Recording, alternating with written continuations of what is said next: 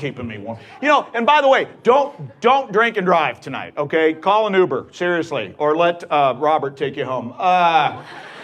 But seriously, do not drink and drive. It's stupid to drink and drive. We all know that, right? It's much better, yes, to smoke pot and drive. And actually, that's stupid too, ma'am. I got in trouble doing that when I was younger. I was smoking some pot on the highway, and I wasn't in a car. So, you know, you gotta...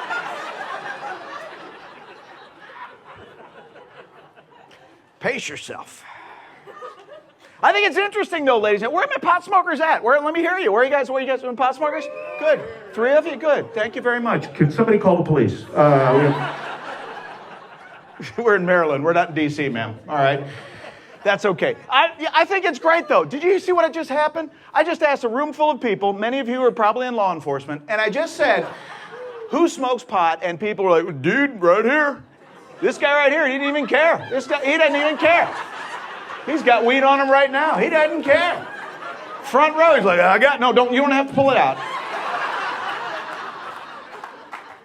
But that's where we are. That's where we are in America right now, all right? There's like 20 states right now that have recreational marijuana legal. And, you know, and pretty soon there's going to be more.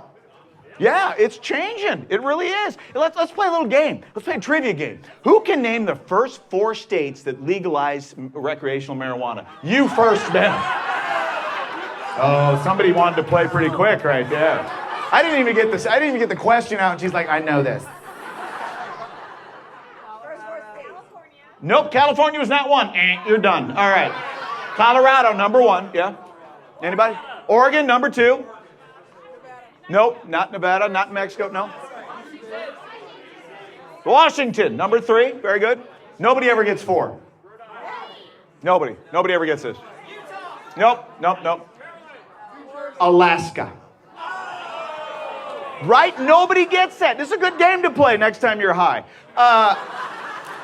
But nobody ever guesses Alaska. And why would you? Right? It's not like they're known for farming.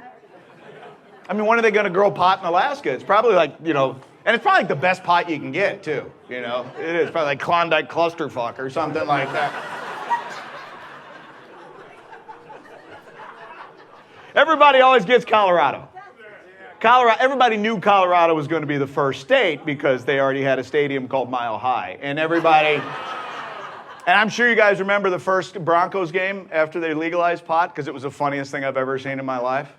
It's like, welcome to Mile High Stadium. It's almost time for kickoff, and the people are filing in, and they can't seem to find their seats. It's halftime. The score is tied, but more importantly, we are out of nachos here at Mile High. There's 4:20 left in the game. Ooh, look at the fog roll in. What's happening? Thank you. Some of you pot smokers might need to explain that to. So there's some older people here going, what's the time got to do with the pot show? Yeah, I have a friend of mine that actually moved to Colorado just so he could be like one of the first people to vote for recreational legalized marijuana. And you know what? It's funny because he was a friend of mine in high school, and if I could have picked a guy from high school that would have done this, it would have been this guy because this guy was my guy. Yeah, right? Yeah. And if you smoke weed, you got a guy, right? Yeah, this guy is somebody's guy, all right? This guy might be that girl's guy. I don't know. But my guy smoked so much weed in high school that he changed his name because of his pot smoking. Yeah, his name was Scott, and then it became Ska. That's how all his burnout friends would talk to him, like, hey, Ska. You got a pot? Oh, I know. Fuck. But he moved to Colorado, man. He did. And he got a great job once he moved up there. He started working for the highway department. Great job for a stoner. He was the guy that painted that dotted stripe down the middle of the highway. Yeah, he said, if you think about it, you're only working half the time. This side of the room smokes a lot more weed than this side of the room. But it's a truth. I remember because when they did have the vote, when they originally had that very first vote, I called him because I wanted to find out. Because I hadn't talked to him in years, so I called him up and I was like, "Hey man," I said, "Did you vote on that marijuana referendum?" He's like, "Yeah." He's like, "Did you vote for it?" He's like, "Yeah." And I thought about it. He's my age. I'm like, "Do you still smoke pot?" And he's like, "Yeah."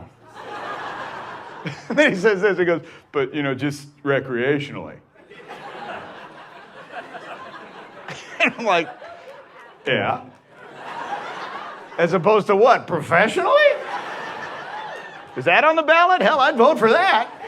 Right, I'd be right behind you, yeah. It'd be great, man. We'd all be filling that. Wouldn't that be great to have a job where you had to be stoned every day? Thank you, ma'am. I wasn't expecting you to say that. But it would be great. It would be great. Yeah. And we'd all be filling out that application, right? You'd just be sitting there going, yeah, name? Yeah. I got a name. Sex? Hell yeah. This is going to be a great job. Wouldn't that be great to have a job where you had to be? I mean, think about it, ladies. For those of you who are reluctant on this one, I know some of you are going, well, wait a minute, let me think this through. Let me put it to you this way, all right? How many of you here have ever had a boss? Wait a minute, wrong demographic. No, I'm kidding. How many of you ever had a boss? You guys, a lot of you had a boss, right? How many times have you ever had a boss who was an asshole?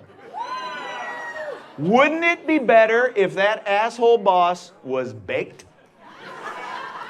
As were you? That'd be a better workplace, wouldn't it? Instead of your boss saying, hey, get into my office, he'd be like, dude, we gotta talk. Yeah, come on in here, man. Leave the door open. Nobody gives a shit.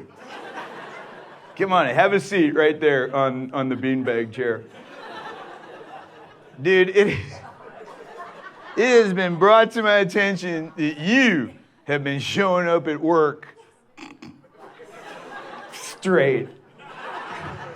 We can't have that here. And you're not fooling anybody either. I mean, you're getting here on time. You're getting shit done. Your eyes are white, and you're wearing shoes. So I'm going to let you go with a warning. But if you want to keep your job here as the general manager of the Washington Nationals,